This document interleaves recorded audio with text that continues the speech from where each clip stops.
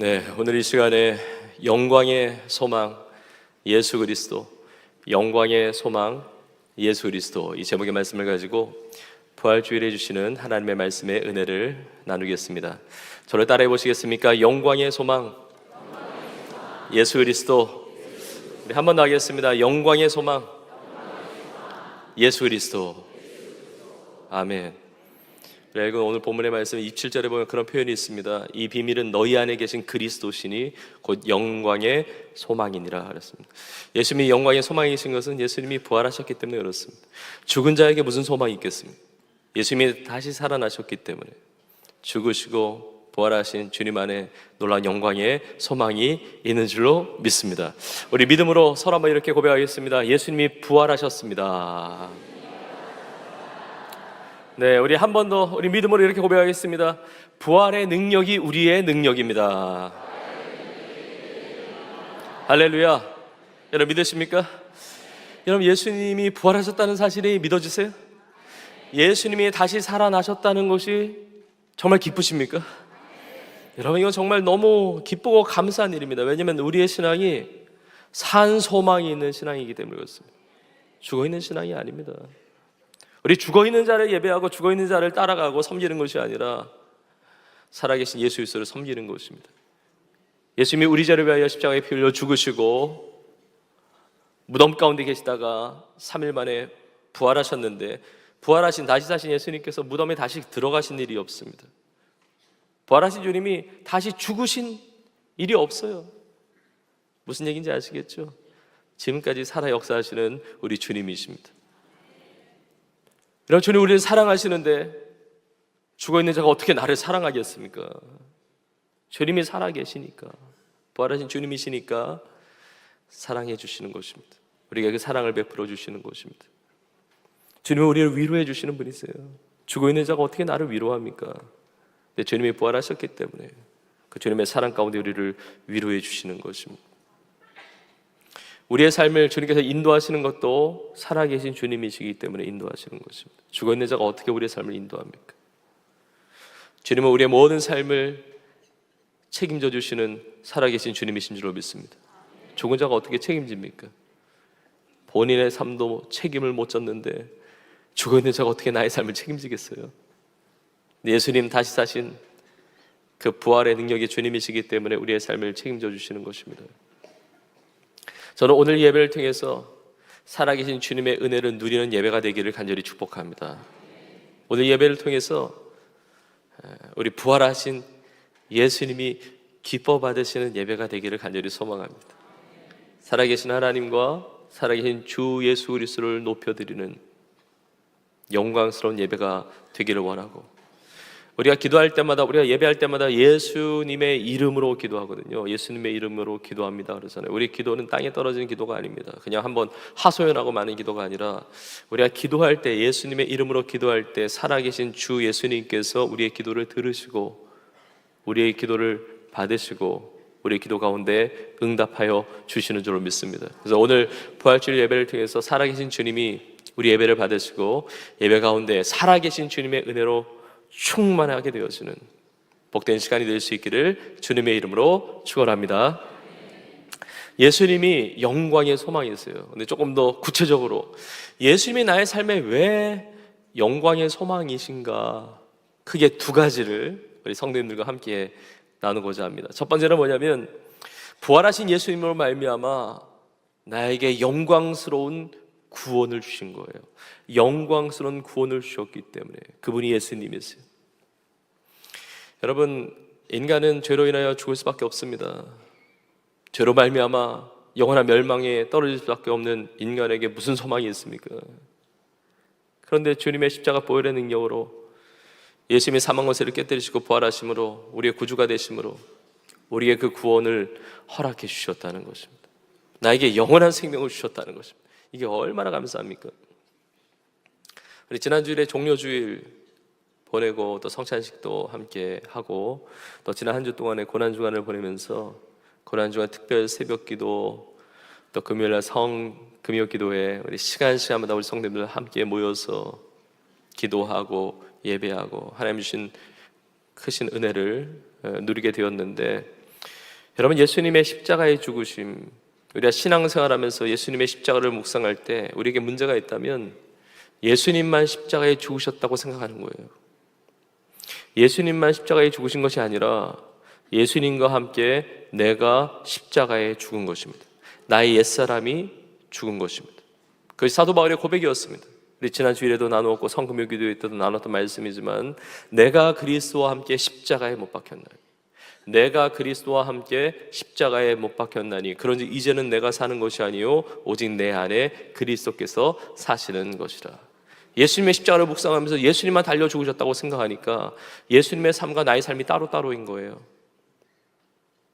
예배 드릴 때는 모르겠어요. 그러나 우리의 삶의 자리로 돌아가서는 예수님의 은혜 받는 삶이 따로 있고 내 삶은 따로따로인 거예요. 내가 죽었다고 생각하지는 않으니까요. 이사야 53장에 보면 그가 찔림은 우리의 허물 때문이요 그가 상함은 우리의 죄악 때문이라. 예수님이 십자가에 달리신 것은 우리의 죄와 우리의 허물이 못 박는 죽는 현장인 것입니다. 예수님의 십자가의 죽으심을 통해서 나의 죄가 죽었고 죄로 말미암은 그 저주가 죽은 것이고 내 생각이 죽고 내 욕심이 죽고 내 교만함이 죽고 나의 옛사람이 죽은 거예요.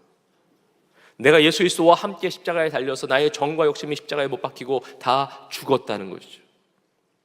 여러분, 그와 마찬가지로 오늘 부활주일 예배를 드리고 있는데 우리의 삶에 문제가 있다고 한다면 예수님만 부활하셨다고 생각하는 거예요. 그래요. 누군가가 죽었다가 살아났다는 소식을 들으면 놀라운 일이죠. 아니, 어떻게 그런 일이 있을 수가 있어? 사람이 어떻게 죽었는데 다시 살아나? 엄청난 기적이네. 놀라운 일이죠. 근데 그것만이 아니라 예수 그리스도와 함께 내가 다시 살게 되었다는 것입니다. 여러분, 이것이 부활의 능력이에요. 이것이 영광의 소망입니다. 내 생각이 죽고 예수 그리스도의 생각이 사는 것이고, 내 욕심이 죽고 주님의 꿈이 살아나는 것이고, 내 심장은 멈췄고 그러나 예수 그리스도의 심장이 뛰는 것이고, 내 손과 발이 예수님과 함께 다 못 박혀 죽었지만 이제는 나의 손과 발이 아니라 주님의 손과 발이 되어서 살아가게 되었다는 것입니다. 여러분, 이것이 영광의 소망입니다. 그래서 예수님께서 요한복음 11장 25절 26절에 이렇게 말씀하셨습니다. 예수께서 이르시되 나는 부활이요 생명이니 나를 믿는 자는 죽어도 살겠고 무릇 살아서 나를 믿는 자는 영원히 죽지 아니하리니 이것을 내가 믿느냐? 이것을 내가 믿느냐? 여러분 대답해 보시죠. 이것을 믿으십니까? 여러분, 예수님 말씀하셨어요. 예수님은 나는 부활이요 생명이다 그랬습니다. 예수님, 그래요, 부활하셨어요. 나 더 중요한 것이 있습니다. 그리고 예수님 부활하신 것이 어떻게 나의 삶의 영광의 소망이 될 수가 있느냐? 예수를 믿는 자도 죽어도 산다는 것입니다. 예수님의 부활의 능력이 나의 능력이 된다는 것이죠. 여러분, 이것이 엄청난 축복이에요. 이것이 소망이에요. 살 길이 열렸다는 것입니다. 영원히 산다는 것입니다. 여기에 나타난 하나님의 사랑, 여기에 나타난 십자가의 사랑, 우리가 너무나 잘 알고 참 많은 은혜를 받는 성경 구절 요한복음 3장 16절에 보면 이렇게 말씀하고 있습니다. 하나님이 세상을 이처럼 사랑하사 독생자를 주셨으니, 우리 십자가에 내어주셨잖아요. 이는 그를 믿는 자마다 멸망하지 않고 영생을 얻게 하려 하심이니라. 여러분, 만약 예수님이 다시 살지 않으셨으면 어떡할 뻔했습니까? 우리 영생의 길이 없는 것입니다. 그래서 고린도전서 15장 17절에 이렇게 말씀하고 있죠. 그리스도께서 다시 살아나신 일이 없으면 너희의 믿음도 헛되고 너희가 여전히 죄 가운데 있을 것이요. 예수님이 살지 않으셨다고 한다면, 그래서 여러분, 예수님의 십자가의 죽으심은 부활과 짝을 이루는 겁니다. 예수님의 십자가의 그 고난은, 그 죽음은 부활로 완성이 되는 거예요. 십자가의 죽음만 있고 부활이 없다? 우리는 헛된 믿음 가지고 사는 겁니다. 여전히 죄 가운데 있습니다. 아무리 예수님께서 우리에게 너희를 위하여 대신하여 죽는 죽음이다, 나는 화목제물로 왔다, 내가 십자가에 피 흘려 죽음으로 이 보배로운 피로 말미암아 너희 모든 죄가 다 끊어졌다, 자 사함받다, 아무리 얘기하셨다 할지라도 그건 말뿐이에요. 부활하지 않으셨다고 한다면 말만 그렇게 했을 뿐이지 자기 죄 때문에 죽은, 자신의 죄로 말미암은 죽음인 것이죠. 그러나 예수님께서 부활하심으로 예수님께서 당하신 그 고난이, 예수님께서 대신 받으신 그 저주가 자기의 죄 때문에 받은 저주가 아니라 예수님이 부활하심으로 하나님의 의로운 하나님의 아들이심을 증명하시면서 예수님의 십자가 보혈은 정말 우리의 죄를 씻고 우리를 구원하시는 능력임을 드러내시면서 부활하셨다는 것입니다. 그래서 예수님의 십자가의 죽음과 부활을 통해서 우리가 영원한 생명을 얻은 거예요. 우리의 믿음이 헛되지 않습니다. 예수님 부활하지 않으셨어요. 우리는 정말 불쌍한 자들이에요. 여전히 죄 가운데 있습니다. 구원의 길이 없습니다. 그러나 그 이후의 구절 로마 고린도전서 15장 20절에 보면 이렇게 나와 있죠. 그러나 이제 그리스도께서 죽은 자 가운데서 다시 살아나사 잠자는 자들의 첫 열매가 되셨도다. 그래서 성경은 성도의 죽음을 잠자는 것으로 많이 표현을 합니다. 왜냐하면 다시 깨어나니까, 다시 일어나니까. 잠자는 자들의 첫 열매, 부활의 첫 열매. 무슨 의미입니까? 예수님이 첫 열매가 되시고 둘째, 셋째, 넷째 계속되는 열매가 있다는 겁니다. 성도는 죽어도 다시 사는 것입니다. 우리가 성도들의 장례 통해서, 여러분 기억하십시오. 성도의 죽음은 죽음으로 끝나지 않고 반드시 다시 만나게 되는 줄로 믿습니다. 다시 만나요.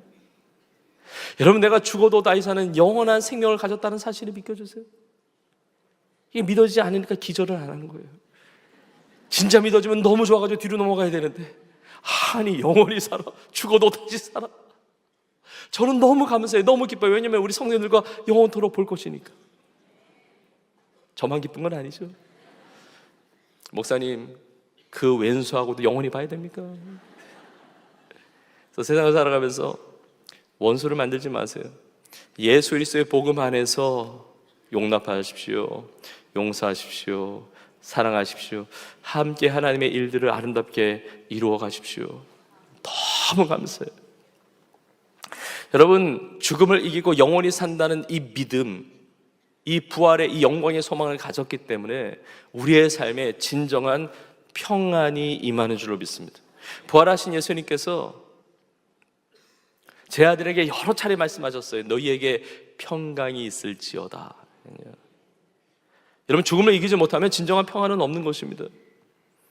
여러분, 오늘 부활하신 주님이 우리와 함께 하셔서 이 평안을 주시기를 주의 이름으로 축복합니다. 영광의 소망, 영원한 생명을 주신 그 은혜 안에서 지금 예배를 드리지만 괜찮은 것 같지만 얼마나 염려와 근심과 두려움과 걱정이 많은지 몰라요. 평안을 잃어버린 사람들이 얼마나 많은지 모릅니다. 이렇게 예배드리고 있으면 진짜 그 문제가 잘 해결돼야 되는데, 이거 문제 생기면 큰일 나는데, 검사 결과 안 좋게 나오면 안 되는데,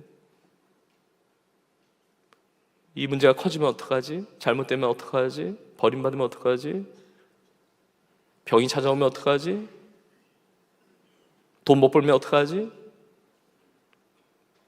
여러분, 이 온갖 종류의 염려와 걱정들, 결국은 사망의 그림자 안에 있는 거거든요. 결국은 죽으면 어떡하지?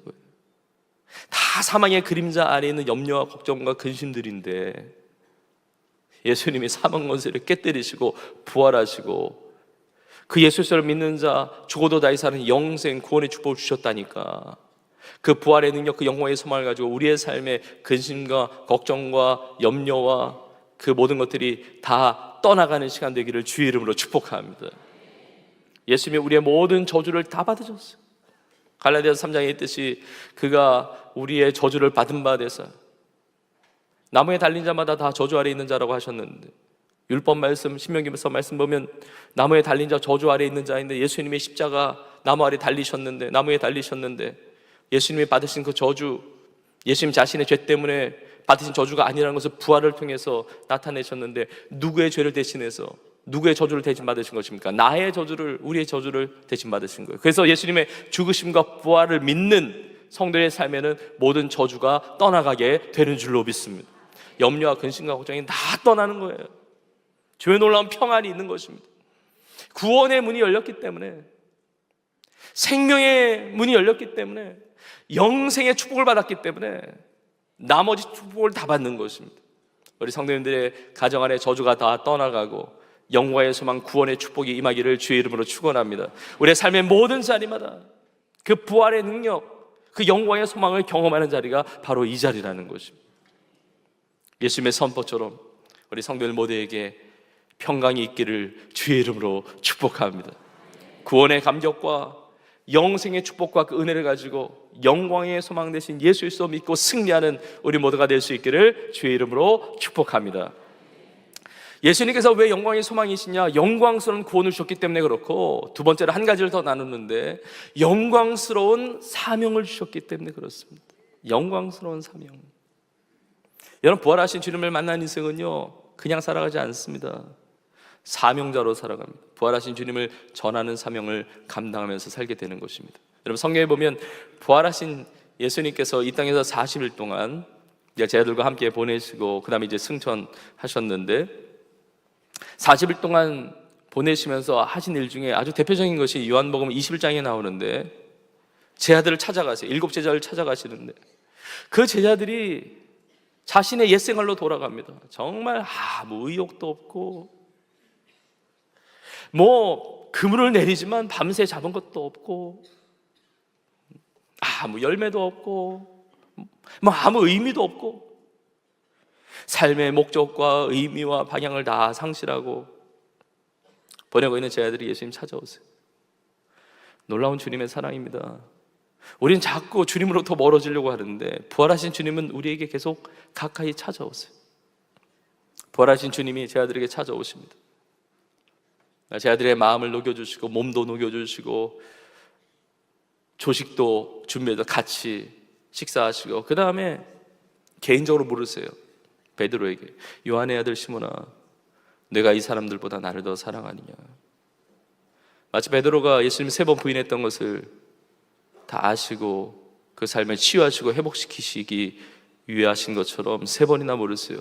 요한의 아들 시몬아, 내가 나를 사랑하느냐? 그러니까 사랑을 물으셨지만 주님이 사랑하신다는 고백 아닙니까? 난 너 그렇게 사랑하는데, 너 사랑해서 너 구원하기 위해서 너가 부인했지만, 너가 배반했지만 내가 십자가에 피 흘려 죽기까지 너를 사랑하는데 너는 나를 사랑하느냐? 그때 베드로가 대답을 합니다. 주님, 그러하이다. 내가 주님을 사랑하는 줄 주님께서 아십니다. 제가 능력이 없어서 주님 부인하고 배반했지만 주님이 저의 진심을 아십니다. 주님, 저는 주님을 사랑합니다. 이렇게 고백을 합니다. 그리고 나서 예수님께서 사명을 주십니다. 내 양을 먹이라, 내 양을 치라.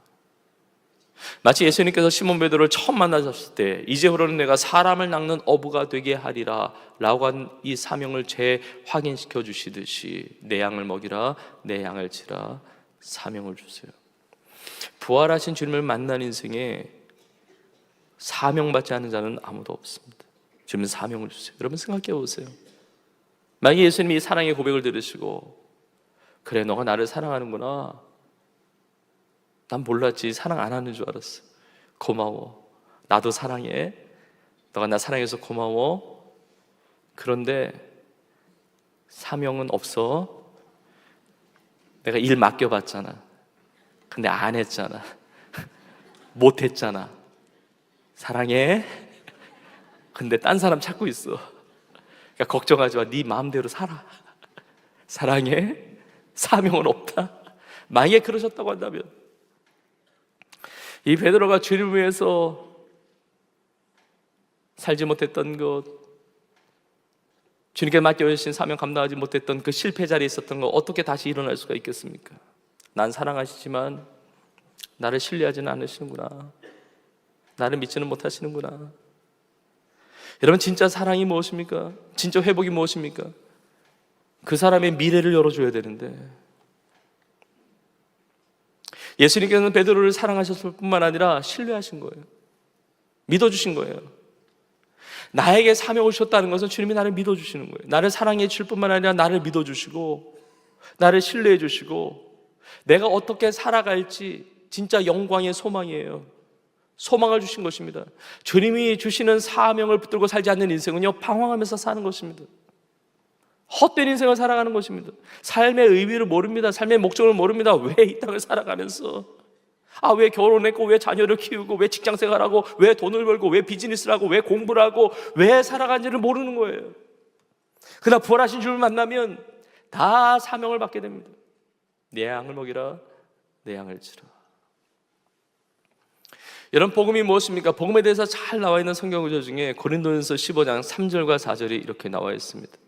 내가 받은 것을 먼저 너희에게 전하였노니 이는 성경대로 그리스도께서 우리 죄를 위하여 죽으시고 장사 지는 바 되셨다가 성경대로 사흘 만에 다시 살아나사, 이것이 복음의 핵심 말씀이에요. 성경대로 우리 죄를 위하여 예수님께서 죽으시고 그리고 성경대로 다시 살아나셨습니다. 하나님의 놀라운 계획 속에, 하나님의 약속 속에 예수님이 죽으시고 부활하셨어요. 그 부활하신 주님이 만나주신 대표적인 사람들이 그 다음에 나와요. 5절 이하에 이렇게 나와 있습니다. 게바에게 보이시고, 게바가 조금 전에 보았던 베드로예요. 게바에게 보이시고 후에 12제자에게와 그 후에 500여 형제에게 일시에 보이셨나니 그 중에 지금까지 대다수는 살아있고 어떤 사람은 잠들었으며, 그 후에 야고보에게 보이셨으며 그 후에 모든 사도에게와 그 다음에 보십시오, 맨 나중에 만삭되지 못하여 난 자 같은 내게도 보이셨느니라. 사도 바울이에요. 오늘 보면 골로새서를 기록하고 있는 사도 바울도 부활하신 주님이 만나주신 거예요. 근데 여기에 부활하신 주님을 만났던 모든 인생들은 다 부활의 증인으로 살았습니다. 사명받지 않은 자들이 없습니다. 사도 바울도 마찬가지입니다. 여러분, 사도행전을 보면 사도 바울이 부활하신 예수님 어떻게 만났는지 나오는데, 사도 바울이 예수님 찾아간 게 아니라 부활하신 주님이 찾아오셨습니다. 살아 계시니까 찾아오시는 겁니다. 죽어있는 자가 어떻게 찾아오겠습니까? 사도 바울이 다메섹으로 올라가는 길이었습니다. 교회를 박해하기 위해서 올라갔습니다. 성도들 핍박하기 위해서 올라갔습니다.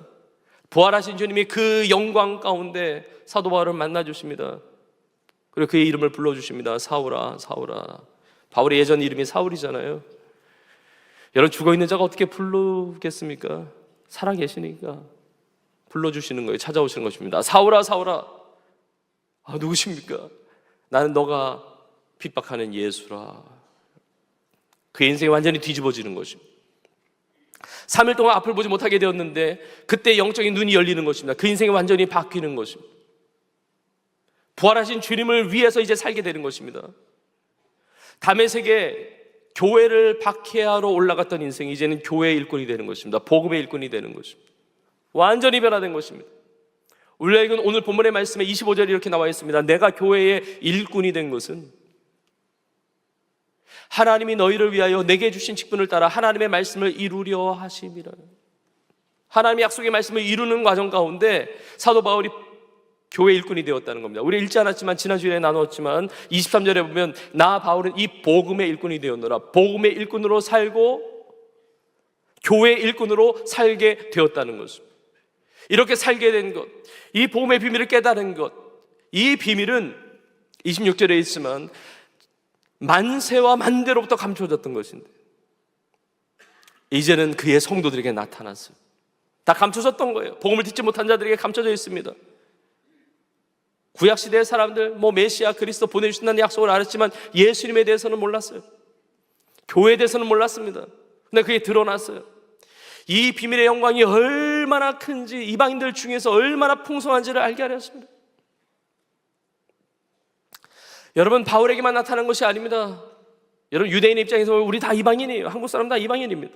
다른 국적의 사람들 다 이방이거든요. 우리 가운데 얼마나 풍성하게 나타났는지, 생명의 주 되시는 예수 그리스도, 부활하신 예수 그리스도, 그 은혜가 얼마나 풍성한지. 이제는 세상의 일꾼 되어 살아가는 것이 아닙니다. 썩어질 것에 대한 일꾼으로 살아가는 것이 아닙니다. 복음의 일꾼으로 살게 하시고 교회 일꾼으로 살게 하셨다는 것입니다. 여러분, 이 삶에 오셨다는 것이 얼마나 감사한지 몰라요.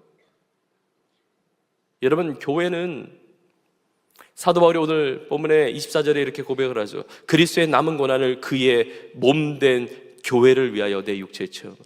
그의 몸된 교회. 예수님이 부활하신 영광의 소망이신데 영광의 소망이신 주님의 몸이 교회예요. 교회는 영광스러운 주님의 몸을 이루고 있습니다. 교회의 일꾼으로 살아간다는 것은 영광의 소망을 붙들고 살아가는 삶인 줄로 믿습니다. 요한계시록 2장과 3장에 보면 서아시아 지역 7교회에 편지를 하시는데 칭찬받는 교회도 있고 책망받는 교회도 있거든요. 이 땅의 교회들, 칭찬받는 교회도 있고 책망받는 교회도 있는데 누가 칭찬하고 누가 책망을 합니까? 우리 주님이, 우리 예수님이 칭찬하시기도 하시고 책망하기도 하시는데 우리 주님은 누구십니까? 그것이 요한계시록 1장에 잘 나와 있는데 예수님은 처음이요 마지막 알파 오메가 역사를 주관하시는 우리 주님이시고, 대표적으로 요한예시록 1장 18절에 이렇게 말씀하고 있습니다. 곧 살아있는 자라.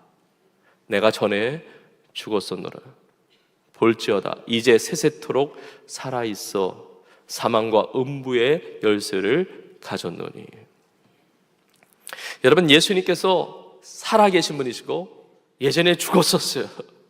죽으셨지만 부활하신 주님, 세세토록 영원토록 살아계셔서 사망과 음부의 권세 열쇠를 가진, 사망과 음부의 권세를 깨뜨리시고 다스리시는 우리 주 예수님이 되십니다. 그 예수님이 왜 교회를 칭찬하기도 하고 책망하기도 하십니까? 교회를 시작하신 분이 예수님이시니까. 그 교회의 머리가 예수 그리스도이시니까. 그 교회는 예수의 영광스러운 몸을 이루고 있기 때문에. 여러분, 이 땅의 교회들, 세상의 눈으로 바라보면 뭐 세상의 다른 기관이나 조직이나 이렇게 보일 수 있습니다. 여러분, 그렇지 않습니다. 우리 육신의 눈으로 보면 그냥 인간들의 모임이에요. 사람들의 모임이에요. 다 불완전하고 연약하고 부족한 우리들의 모임이지만 교회의 영광스러운 이 신비로움이 여기에 있습니다. 불완전한 우리 인간들의 모임처럼 보이지만 거기에 완전하신 예수님이 머리 되신 공동체, 영광스러운 예수님의 몸을 이루고 있는 것이 교회이며, 그 교회의 일꾼으로 살아가는 그 영광의 소망을 가지고 살아가는 그 역사가 나타나게 되는 줄로 믿습니다. 여러분, 우리의 직분이 다 다릅니다. 그러나 영광스러운 직분이에요. 하나님께서 나에게 주신 직분인 것입니다. 사도 바울은 이 부활하신 주님의 이 증거자로 살면서 고난을 많이 당합니다. 괴로움을 많이 당합니다. 오늘 보면 첫 번째 24절에도 그렇게 고백을 합니다. 나는 이제 너희를 위해서 받는 괴로움을 기뻐하고 그리스도의 남은 고난을, 그의 몸된 교회를 위해 내 육체 채운다.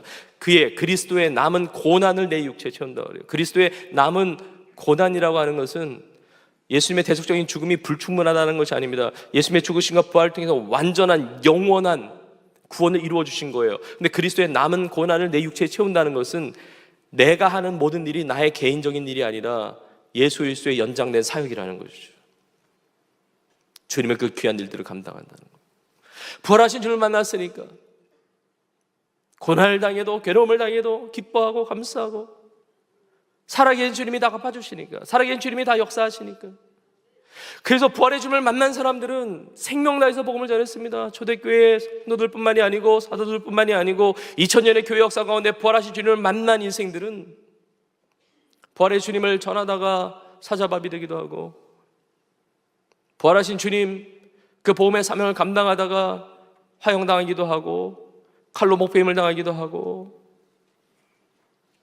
순교의 피를 흘리기도 하고, 부활하신 주님을 전하다가. 사도 바울은 이 사명을 받은 거예요. 부활하신 살아계신 주님으로부터 이 영광스러운 사명을 받은 것입니다. 그래서 오늘 본문의 맨 뒷부분에 이렇게 고백을 합니다. 우리가 그를 전파하여, 예수 그리스도를 전파하는 것입니다. 우리가 그를 전파하여 각 사람을 권하고 모든 지혜로 각 사람을 가르치면 각 사람을 그리스도 안에서 완전한 자로 세우려 함이니. 각 사람이 강조되거든요. 우리가 집단적으로 공동체적으로 은혜도 받고 그 부활의 영광, 그 은혜를 경험하기도 하지만, 그러나 한 사람 한 사람을 그렇게 부르셨다는 거예요. 이 부활의 능력은 우리 한 사람 한 사람을 향한 능력이 된다는 겁니다. 그 영광의 소망, 그 영광스러운 직분을, 영광스러운 그 사명을 우리 한 사람 한 사람에게 주셨다는 거죠. 사도 바울도 그냥 다른 사람과 함께 받은 게 아니라 사도 바울 개인적으로 그 은혜를 받은 거예요. 그래서 오늘 본문의 마지막 29절에도 이렇게 말씀하고 있습니다. 이를 위하여 나도 내 속에서 능력으로 역사하시는 이의 역사를 따라 힘을 다하여 수고하노라. 내 속에서 능력으로 역사하시는, 내 속에서도 능력으로 역사하시는 예수 그리스도의 부활의 능력이 있다는 겁니다. 그 영광의 소망을 가지고 나도 힘을 다하여 수고한다는 거죠. 한 사람 한 사람을 주님의 제자를 삼고 부활하신 주님을 전하면서 내 삶을 쓰임받게 하고 있다는 거예요. 여러분, 우리 모두가 그 사명을 받은 줄로 믿습니다. 정확히 141년 전 1885년 부활절 아침에 언노드 선교사님, 아펜젤로 선교사님이 부활의 그 생명의 주님을 전하기 위해서 우리나라에 왔습니다. 물론 그 전에 1866년에 토마스 선교사님도 순교했고, 그 이외에 많은 선교사님들 씨를 뿌리고 순교의 피를 흘리기도 했지만, 그러나 본격적으로 우리나라의 이 복음의 문이 열린 것은 1885년 부활절이라고 이야기합니다. 그리고 날짜도 똑같아요. 4월 5일이었거든요. 정확히 141년 전 오늘 4월 5일 부활절에 그 20대의 나이였던 언노드 선교사님, 아핀젤러 선교사님이 그 영적인 어둠의 땅인 우리나라에 와서 이 복음을 전해 주었습니다. 그 어둠의 땅, 예수님의 그 생명의 복음을 전해 주었고, 정말 위기와 죽을 것 같은 그 많은 상황들이 있었습니다. 성도의 삶은 승리하는 삶이었고, 죽어도 다시 사는 그 영생의 축복을 가지고 담대하게 복음을 전했고, 수많은 교회들이 세워지고, 일제치하 시대 속에서도 사망 권세를 이기신 부활하신 주님의 능력 가지고 일어날 수 있었고, 또 우리나라 애국가도 우리 신앙인을 통해서 지어졌잖아요. 원래 가사가 하나님이 보호하사로 돼 있어요. 하나님이 보호하사 우리나라 만세. 부활의 그 영광으로 말미암아 하나님께 큰 축복을 주셨고, 한국 전쟁을 비롯해서 많은 위기의 순간, 가난의 시절, 전쟁의 시절, 그 고난의 그 시절 가운데 그 부활의 소망 되시며 부활의 능력 되시는 예수 그리스도의 그 능력을 가지고 그 복음을 전하면서 정말 세계 유례 없는 놀라운 부흥의 은혜를 경험한 우리나라가 되었습니다. 여러분, 이 시대도 마찬가지입니다. 오늘날도 마찬가지입니다. 우리의 삶에 정말 죽을 것 같은 상황과 사망의 그림자와 그 어둠이 있다 할지라도 지금도 살아 역사하시는 부활의 주님 가지고, 그 믿음을 가지고, 그 영광스러운 그 복음의 사명을 가지고 살아갈 때 이 나라도 새롭게 하시고 또 우리의 삶도 새롭게 하여 주시는 줄로 믿습니다.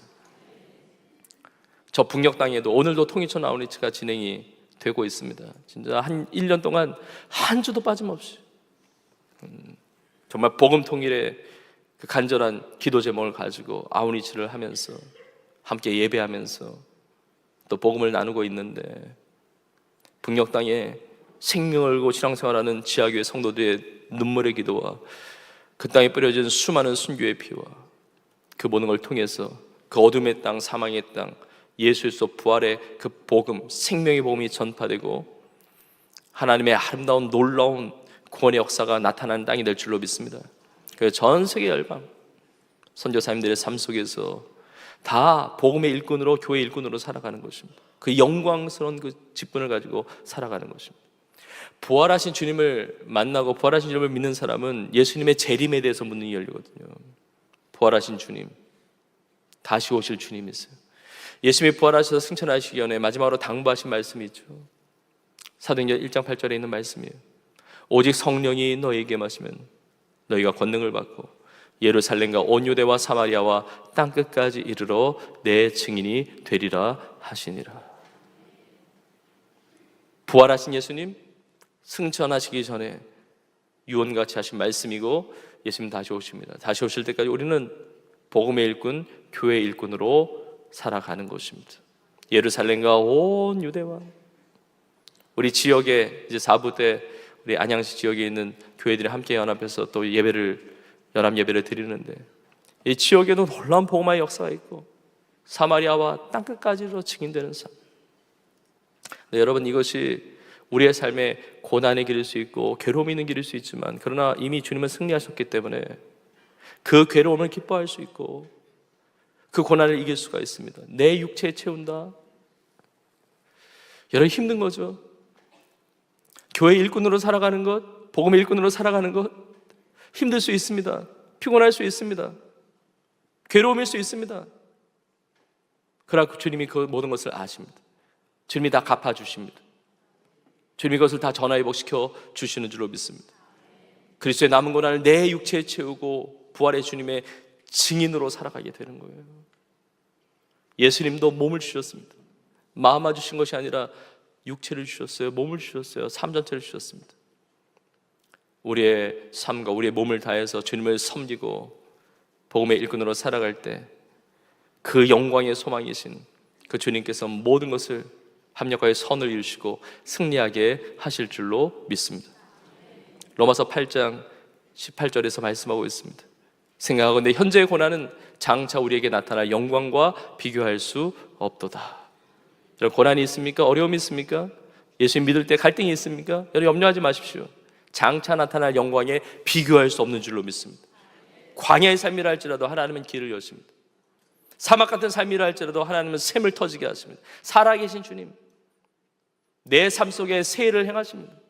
놀라 하나님의 복음의 문을 여시고 땅까지 복음을 전파하는 일에 우리 온 교회와 우리의 삶을 사용하여 주실 줄로 믿습니다. 오늘 설교의 마지막 구절인데 로마서 8장 37절에 이렇게 나와 있습니다. 우리 같이 읽겠습니다. 시작.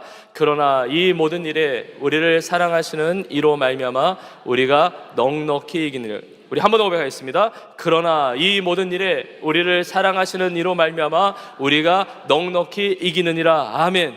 예수님이 이미 승리하셨고 우리 이미 승리한 줄로 믿습니다. 영광의 소망이신 예수 그리스도, 구원의 그 영광스러운 구원의 그 소망을 가지고 하나님이 주신 그 사명, 영광스러운 사명을 붙들고 복음의 일꾼으로, 교회의 일꾼으로 하나님의 나라와 영광을 위하여 한 영혼 한 영혼 믿지 않는 영혼 마음에 품고 전도하고 복음 전하고 선교하고 정말 주님 다시 오시는 그날 다 잘하였다 착하고 충성된 종이라고 칭찬받고 영광스러운 부활의 주님과 함께 영원 복락을 누리며 승리하는 주의 기쁨 되는 우리 온 교회와 우리의 삶이 될 수 있기를 주의 이름으로 축원합니다. 오늘 주신 말씀 붙들고 우리 함께 찬양하며 나아가는데 주 예수 나의 산소망이라는 찬양이 있습니다. 주님이 나의 산소망입니다. 이 찬양을 통해서 죽음 가운데 그 부활의 호흡으로, 생명의 호흡으로 넣으신 그 하나님의 그 생명의 역사가 우리의 삶에 임하기를 원합니다. 이 찬양을 통해서 또 오늘 주신 말씀을 통해서 하나님 나의 삶에 이 부활의 역사, 죽어도 다시 사는 이 놀라운 구원의 은혜, 영생의 축복, 평강의 은혜, 모든 두려움, 염려, 죄와 그 저주들이 다 떠나가게 하여 주시며 세상에 썩어지는 일꾼이 아니라 복음의 일꾼으로, 교회의 일꾼으로 하나님의 영광에서 승리하는 나의 삶, 우리의 삶이 되게 하여 주옵소서. 우리 사모하는 마음으로 믿음으로 함께 고백하며 찬양하며 나가겠습니다.